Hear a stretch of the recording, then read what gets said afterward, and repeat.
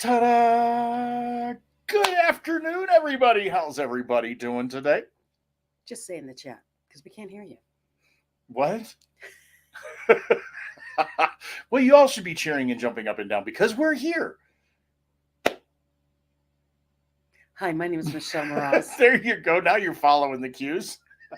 And I'm Brian Swanson We're Denim and Pearls. We're a business casual with Pearls of Wisdom from the porch. from the porch. We are running a little late today, but not. You see, we consciously decided that we are going to go to a networking event in town in Colorado Springs to support some friends, and then we were going to come do the show afterwards. So here we are for you. Never a dull moment in our lives. No. And I think that kind of goes around to what we're talking about today, being around the world or all around the world and I. It's I've been around the world and I can't find my baby. Did you find the key? Yes. You were searching for the key. I could see it did. in your head. I did. I was looking. Anyways, Anyway, all so around what the are we world. talking about? We're talking about how really down do we do down. Anyways, we're talking. Okay, so this is just a musical series this evening. We are talking about how travel expands your mind and expands your perception of other people, and therefore gets you out of your comfort zone to see from a different perspective. Now, people think, travel, you're just going out there to have fun. But no, traveling is a complete learning experience no matter what you do. Mm-hmm. And we brought this whole topic in because Brian and I, our spouses and us, is that even language? Our spouses and us? We are taking That our works. spouses and we are all going on a cruise in July. Uh-huh. And It's a karaoke cruise. You got to specify that. yes, We're going for the whole purpose of karaoke and the Caribbean. In the Caribbean. It's a Virgin line. But anyways, we are going and our spouses have agreed to go on a karaoke cruise with us, which is pretty cool. It's my first cruise. Is yours? It's my first cruise. Is it really? It is. I've never been. I'm on a boat. No, I've never been on a boat. I want to use the line so we can lose our virginity together. Oh, yuck. On Virgin cruise lines. But what's funny about this is what we learned today, I learned today, is Brian has never had a normal passport. Mm-mm. You know, he's military, right? He was military, so active retired duty. military. He traveled around with a military ID card. Mm-hmm. And so we're like, oh yeah, we're going to go on a cruise. He's like, okay, what do you need? Well, we need this, and a passport. He went, huh? I don't have a passport. I've never owned a passport. I've never had to, because everywhere I went, I typically went military charter in some way, shape, or form, and I was always on orders.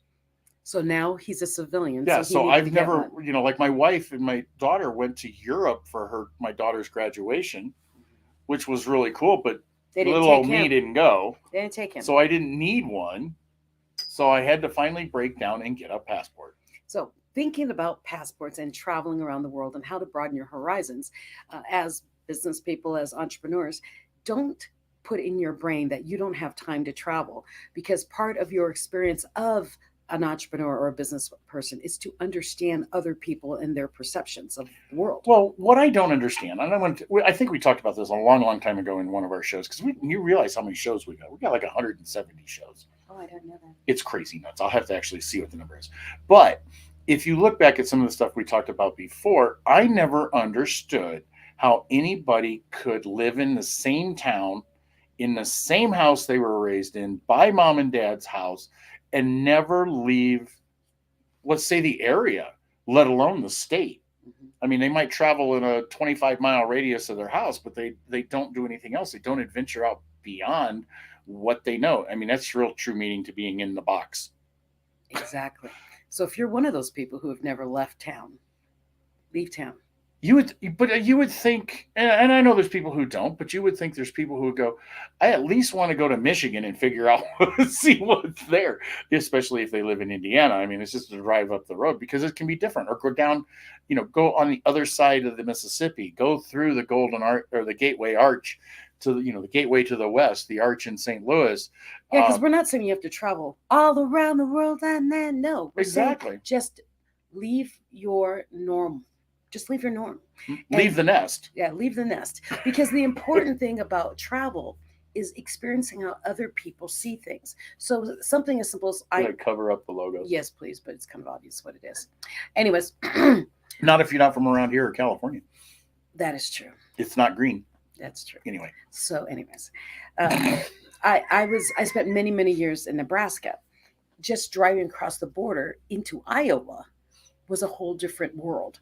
They spoke differently. The way they said petrol instead of gasoline. I mean, just little simple things like that. Coke instead of soda.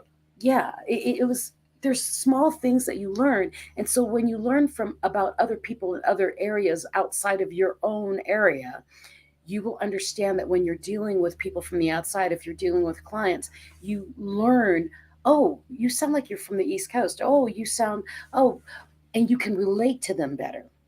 Well, I hate to bring this up, but I think our politicians are like that. They only know Washington, D.C., I think. Even though they're, our senators and stuff from all kinds of different states. But I think, they live in Washington. That's where it's at.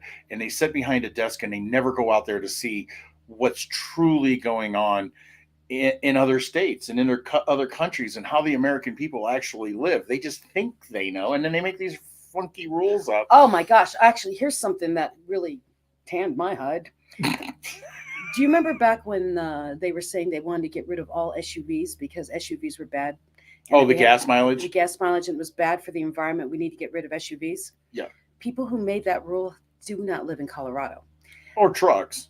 Yeah, they wanted to get rid of trucks too. And in Colorado, the rest of you, where you are, you probably have flowers and green grass, right? We just had a blizzard, okay?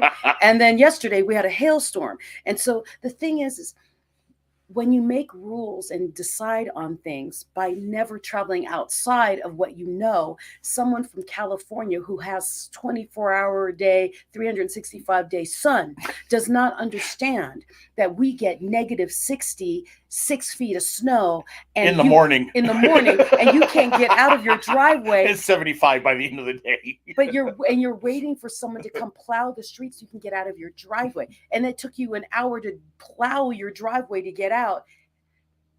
We need trucks. We need cars that are more than a foot off the ground, because if it isn't, we aren't leaving. 4-wheel drive. Yes. I mean, that's just on the streets too. But that was one of the things that kind of messed me up was we're getting rid of all this. We're all going electric.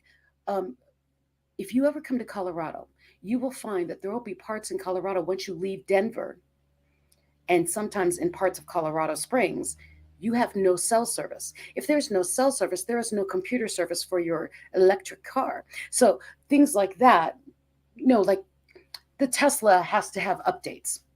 Oh, yeah. If you're driving in Colorado. Yeah, if you live in the mountains and don't have a signal, you can't update your car. You can't update your car. Your car stops. You have to come into town once a year. And there's things like we have to drive 2 hours to find a plug that can handle plugging in a car. So making rules from not seeing any other state. We aren't gas guzzling fools that hate the environment. It's necessity. Well, another one is too, I'm going to make it a little less political. Okay. Just a little bit. When I was in the military, I did construction. So I did surveying and buildings, and we did remodels of buildings, interior and different things like that. Well, we had some engineers, some of them civilians, some of them military, who would sit behind a desk, look at a piece of paper, make their design up, and they got paid big bucks to do this. Okay. It was my job, though, to look at that and go, hey, have you done a site visit? Have you actually gone out to the building and looked at the building? Because this is not what the building looks like. And then come back and go, okay, fix it, or get off your duff, get out from behind your desk and in that stupid little, cubicle gopher hole, and go see what the facility looks like now, because things happen. It's not always exactly the way it was built in the first place, because after 20 years, people like to put up stuff and not tell you about it. Well, and I met a man from who speaks at the UN. Met a man from Nantucket. No, he speaks at the UN, and I think he ruffled some feathers. But he said, say he's from Ghana or something like that, and he's like, they decide to build schools. Ghana needs schools, and it's a Western group that's deciding this. Ghana needs school. Yes, Ghana needs school. Let's make some money. We're going to do this. We're going to go in there. We're going to build them the state-of-the-art school. He says, The UN sends in all this money and they send in all their contractors and they build a gigantic concrete building with tile floors and Western plumbing and electricity Toilets. and toilet. Yeah, it's plumbing and computer hookups and blah, blah, blah. And then they leave. He says, our sewage system can't handle the toilets they put in. We don't have the grid to turn the lights on in the building, so we are using our lanterns. He says, and then they have all these computer plugs. We don't even know what it is because we have one computer in the entire town. So I've been around the world and it's important to travel and do and see and experience and see what people really want in their lives before you make decisions on what they need. Well, I've been around the world. I haven't been all the way around the world because I went one way and went the other way, and I never met in the middle for whatever reason. So I went to the middle. I never went to the middle. But I love once you get outside the United States, you see a different lifestyle. You see, and it varies from country to country, but a good portion of them, they don't really have refrigerator storage and freezer storage where they can put half a cow in their freezer in their home. So what they do, they eat on a daily basis and they shop on a daily basis. They go down to the market and they pick something up in the open market and they pick something up and then they go home with it and that's what's for dinner. And then the next day they're back down at the market again. It's the same thing over and over. We don't do that here in the United States because we've got refrigeration. Yes. Now I don't know how some of I never understood how call it a farmer's market, if you will, can have all these vegetables, but they're always the same vegetables and they never go bad. You ever notice that? Because they don't have all this stuff on them. I don't know what it is. Well, growing up in the Philippines, that was the whole thing because we had a refrigerator, but we didn't use it like Americans use it. I mean, because it didn't get as cold. And I know that sounds really weird. It didn't get as cold. And then we had a freezer that was just for frozen things, but it wasn't like meat. We put ice. Oh, strictly ice, yeah. Yeah. And then when I moved to Germany, the refrigerators are, the little tiny refrigerators that we have in hotels.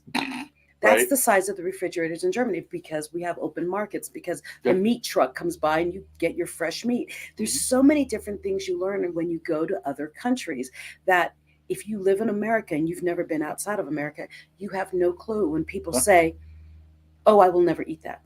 No, they're never going to eat it because that's not what they're used to. Well, that's like one of the big things they're talking about now is they're trying to get rid of because of the footprint, all that stuff, whatever it is, they want to get rid of cows, et cetera, et cetera. So they're trying to figure out how they can harvest. Emission. Yeah, right. Their gases. The farting cows. They want to get rid of that, and they expect us to maybe eat bugs. So they're trying to figure out how they can make a steak out of bugs, so that we transition into eating bugs.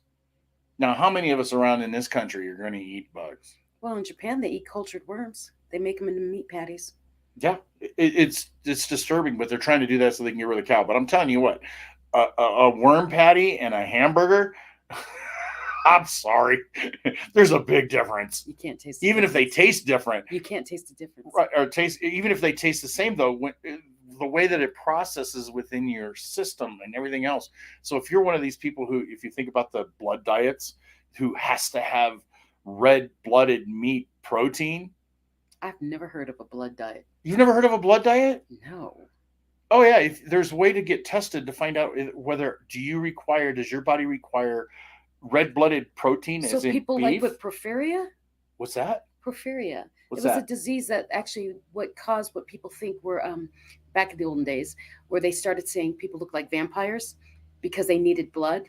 There's an actual disease called porphyria where they need red meat in order to, their bodies won't process other things, or they need high sugar content, and a lot of meat they would eat meat and sugar. And one of the symptoms were they were very gangly, tall, pale. They had long fingernails and they were very gaunt. You didn't know that? Well, no, but you're going off on a disease. I'm talking about it's a diet. It's a diet that some people in their systems can eat vegetables. They can be a vegetarian or a vegan or whatever, they can be that and their body is perfectly fine with it. But there's guys like me that my knees will ache or my elbows will hurt or my shoulder hurts if I don't get enough red meat. Well, like me, I got violently ill. Yeah. So I went vegan for a couple of years and my body would not process iron. protein. Right. It would not go in my body with legumes and all that. They even started giving me pills to Yeah. try to supplement it, and my body would not accept it. But now, I mean, I eat 2 ounces of meat a week, and I'm perfectly fine. Yeah. But all the supplements and the vegan diet did not work yeah, for my you body. can be tested for a blood diet to find out what Yeah, your I body don't think they call requires. it a blood diet. I think they call it eat for your blood type. Something like It's that. eat for I your heard of blood it. type. I've always heard it called a blood diet. Yeah, So it's eat for your blood type. it's not a you need to drink blood diet. Yeah, no, I'm like O positive or something like that. There is I actually get a more guy I fish. just seen on the news here, not on the news, but on a Discovery Channel thing or whatever, who actually does that. He actually has to have his system is built up that he's like a vampire. And that's what they were talking about. He has to have so many ounces of blood a week. So he actually has donors who come to his house. He medically, preps them or whatever the case may be, pricks them and then sucks their blood out. And they come to his house just for that. And he pays them as a blood donor because that's what his body needs. because he feels That's that his very rare. body Okay, needs so it. if you're listening to this thinking you want to be a vampire, because I know there's an entire society of vampires. Our sweet friend Raven went to a vampire party. There are a lot of vampires out there. No, that's not what we're saying. Do not go around asking. I mean, unless you want to be a vampire. Stop. But Stop. But what we're talking about is traveling around the world and understanding that people are different. People are vastly different than Americans. And even in America, going across our gigantic nation is different. You will meet people with every accent, what they do naturally is completely different from the next state over. Our country is so big that you will see a little bit of everything. And well, the South is different than the North, and the East is different than the West. I mean, it's what I'm saying is, if you grew up on the East Coast, go see the West Coast. Go through. If you're on the West Coast, do the other thing. If you're in the middle, go around. Because I met someone who, let's say, grew up in New York, only knows the gigantic skyscrapers and the Broadway shows. Everything's big and loud in New York. And then they came to Colorado, to Denver, and they're like, "Why, this is a little tiny town." Well, to most of us, Denver is freaking huge. Well, I'm thinking of your experience with the taxi cab. Yes, but to New York, it's nothing. So, what he's talking about with my experience in New York, we don't have Ubers really here in Colorado. We're so far apart on everything that if you get an Uber, you're going to be paying a lot of money to get from one place to the other, usually. No. It's very rare. So, anyways, I go to New York and I get into an Uber and we're driving into Times Square. The line of cars is so massive that you cannot see the end of it. And we're driving and driving, and then we're barely driving. Let me say, we are crawling. People on the street were passing us. And the Uber driver says, get out of the Uber. I said, what? He goes, you're going to get there faster. Just walk the 10 blocks up. I said, 10 blocks? He goes, trust me, you'll be in this car forever. Walk. I started walking, and we exchanged phone numbers because we became friends in the traffic. And as I'm walking, I finally get to my destination, 10 blocks up. And he calls me. He says, look right. I look right, and he had just gotten to where I was. I walked there faster than he drove there. Nice. But people in the Midwest can't even comprehend that kind of traffic. Oh no. We get upset when you're driving on the street and you see 6 cars. It's like, where are all these people coming from? New York does. If there's not 5,000 cars, what's wrong? So understand that people are coming from different perspectives. So when you're doing your business, understand where they're coming from will also help you understand how they react to you. I'm also thinking too, as speakers, we have different audiences. And you always have to understand, and if you don't understand, you're not a good speaker, but you always have to understand your audience too. I mean, that's a given. I mean, are you talking to kids? Are you talking to business professionals? Are you talking to a bunch of lumberjacks? Well, it's always different. Well, the thing with speaking, any business, and this is not racial profiling. I know you're probably thinking that right now, but if I wasn't actually going there, but okay. No, I'm talking to the audience. Oh. If I go south, if I'm speaking in Georgia, I will not speak at the same pace I'm speaking at in New York. Can you speak with a Southern accent? Yes, I can. I can speak with the Georgia accent. And so what I do is I will change the way I talk, because I cannot talk like this, because when I'm talking really fast and I'm like, oh my gosh, this is so exciting. The Southern dialect is slower Mhm. unless you're getting in trouble. Ask grandma. Grandma gets really fast. So my thing is know who you're talking to, so you know the pace you're speaking at. Even when if you have a product, if you're doing a widget, if you have any kind of product as a business person, you need to know who's in front of you, because if you talk too slow to a northerner, they get bored. Well, that was another thing we kind of recently have noticed this also. For a long time, we understand how Colorado Springs works. Colorado Springs is a large, big city, or no, a big small town, It's a big small town. right? So it's got its own pace. It's got things. It's high tech. There's different things here, but there's certain things here that one you can't talk the same way about business here as you can talk about a business in Denver. Denver, you can go into a cold situation and probably more than likely make a sale or two. You try talking cold situation here in Colorado Springs, you're going to have a tough act to follow, just because of the fact that people like to know and trust. And I know that goes true everywhere else. Yeah, but But they it's a really, whole nother level. yeah, And they and if really you go to want to my little town of Westcliff, do. we know they want to know you. I mean, there is no, They want to know how many kids you got, how long you've had them, how many yeah. divorces you've had, how many. What's in your refrigerator? Did the last time you went hunting? I mean, they know everything about you Do you before they're keep going to peanut do butter business. in your cabinet?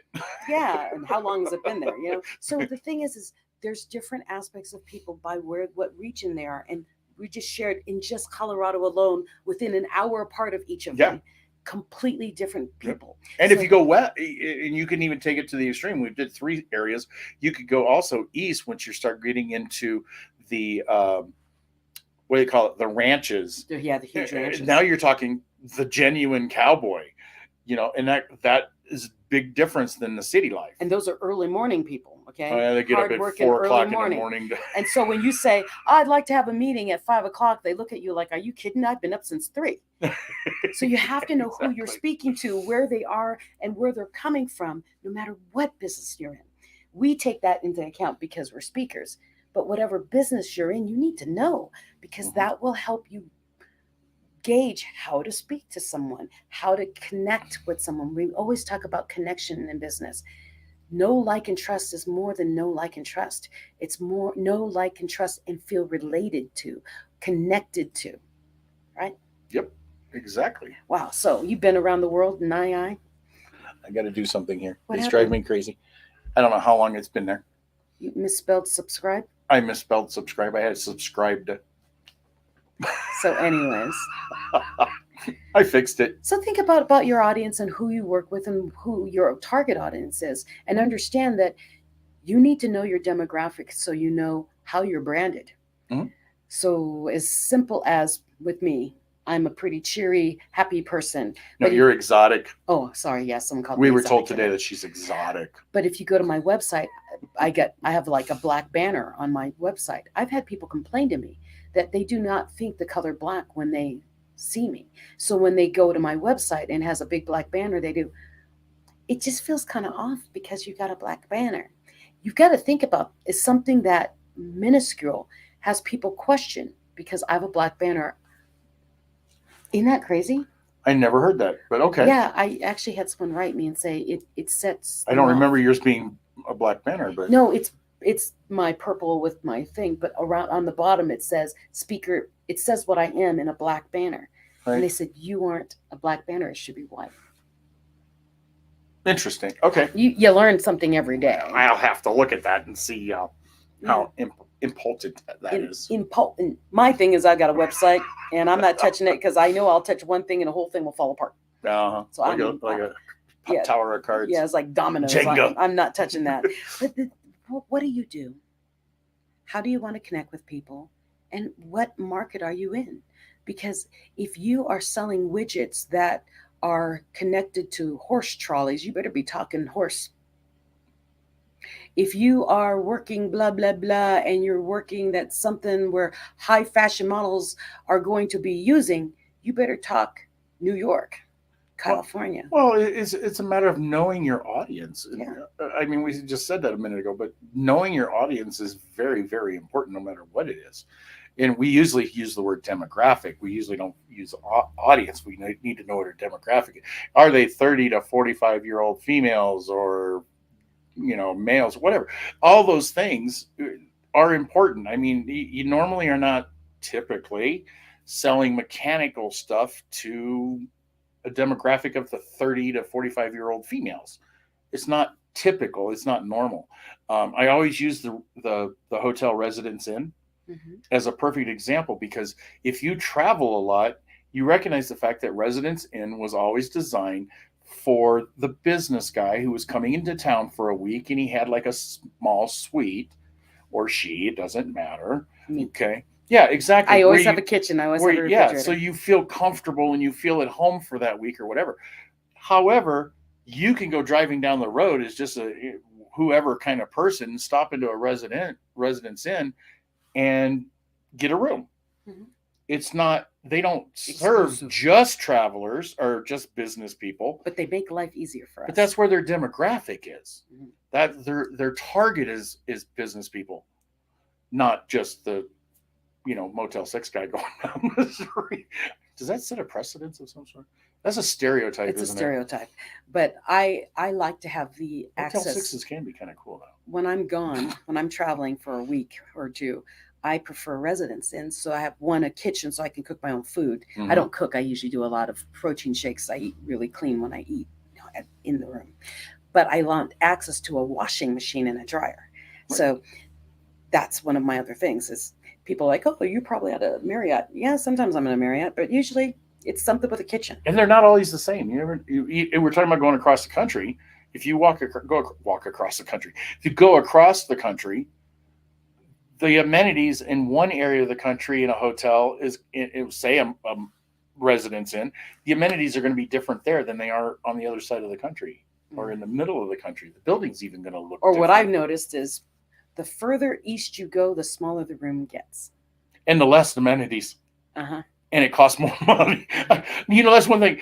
I've been in some really high dollar hotels across the world. Okay. I mean, the stuff that you walk in and everything is like marble everywhere, and gold fixtures. I mean, I've been in all these places, but it seems like the higher you go in price, The less. the less stuff. You don't have an ironing board because they expect you to ask somebody and pay for that service. Mm-hmm. They don't give you a microwave. So you can't warm up your leftovers later on. Nope. No, not in a high dollar hotel, because they want you to go down and pay $30 for a steak a la carte. Or $15 for a 6-ounce cup of coffee. Yeah, exactly. Which is why I travel with my protein shakes. Yeah, which is cool. I mean, but it sounds funny in a way, but it's true, and it depends on what level or what status you're at, and all those other kind of things. There's tons of differences. Speaking of high-end hotels, yes, I have to plug something. I'm speaking in Dubai in November. Oh, la di da. You can come too. They have a men's section. The thing is oh, you told me I couldn't because it was all women. I thought it was too, and they said no. There's a whole men's speaking section and everything. So we can look at it. But anyways, Dubai. What's funny is we've been locking down. We're locking down a hotel, and we've only locked down 30 rooms. Okay, so after the 30, you're gonna have to start, haggling for your own room. Now we'll figure it out. But anyways, the lowest end hotel in Dubai is the highest end hotel in America. No. Really? Serious? Basically, what they said is the lowest end hotel that you can find in Dubai will probably be a high end Marriott. Well, what's the pricing? Did you find out what it was per day yet? Yeah, it's $300 a day. 300? That's actually not bad. Not what I would expect anyway. Not at all. But it's all included in the price for the Dubai ticket. So you get the conference, the hotel for the 4 days, and all your food and excursions. I mean, because you can go to Denver and pay $250, $300 a day. So think about in it. Denver. But there's a money exchange there too. So that's the whole thing is don't judge a book by your cover, but actually understand where you're going has different expectations of acceptance. I'm about to go to Miami next week, and I'm pretty sure my hotel's going to be about $1,200 a night. Ouch. Yeah, it's going to hurt. It is going to hurt. Yeah, but you get to see the ocean. Yeah, because it's above everybody else. But, Uh-huh. my thing is, dang, that's going to be an expensive room. It's going to be a beautiful room, but there are no other rooms. That kind of thing. To get to the event I'm at, I have to be in that area. Yeah. Because Miami, like LA, has so much traffic. If you say, oh, it's only 30 minutes away, I'm going to take an Uber, it's going to take you 3 hours to get there because of the traffic, and so. So to sum all of this up, travel. Get out of your box. Go somewhere. Go see how the other half lives, basically. It's not the other thing I think of is it's not necessarily the grass is greener on the other side. No, just know where it's an idea of understanding what's on the other side. Yeah, just understand where people that you interact with, where they're coming from and where their mentality is actually set. Because Brian had like culture shock when he went back home to Indiana. He's like, okay, they have one type of beer in this bar, and it's not one I'm willing to drink, but I'm gonna have to because it's the only one there is. Think about things like that. I don't know if I've been in a bar that small, but okay. But the idea is there. Not every place is like where you are. Go explore a little bit. Go find out who's really who you're really serving when you say, I'm an international business. Are you? Yeah. So with that, plug that, and we'll call it a day. Oh, he's so good about that. So we've got to fill the house up, and this is a great, amazing event to have. And it's going to be epic because I'll be almost done with my album by then. So our music album actually is August 9th through 11th. Okay. You see what I did? 8, 9, 10, 11. Anyways, that's why I picked the date. That was subconsciously genius. Thank you. So 8, 9, 10, 11. So on August 8th, 9 through 11, my unapologetic speaker camp is here in Colorado Springs. You really want to be here. You really want to be here. I'm going to say it one more time. You really want to be here. Go to www.michellemoras.com. You can spell my name because you're looking at my name right now. michellemoras.com. It'll be a pop-up. Say you want to come. Click the box for regular. Just come. If you want to be VIP and be on my TV show, we record on the 12th for 4 hours. So you'll be on for a 30-minute section. Some will be a 30-minute section. But we stay and support each other. So click on the button. Come join me at the Unapologetic Speaker Camp. Let's upgrade how you communicate, how you give your messaging, and how you present on stage. We have an absolute amazing time together, and we'll have a lot of fun. Come join us so you can leave a whole nother level. And where else? And when people say, how much do you charge for your speaking? You'll be confident enough to say what you will say after the boot camp. And to becoming the best you? Becoming the best you is the end of the month. So it's August 24, 25. Right, in Kansas City, so you could join us there too. We'll both be there. We'll both be there. Well, you're going to be at my Unapologetic Speaker I'll camp. be at the Unapologetic, but I won't be in Dubai. No, he won't. He could. We'll talk about that offline. Let me check my wallet. Have a great week, everybody, and we will see you maybe next week. Should be. Yeah. Always. Okay. We'll talk to you soon.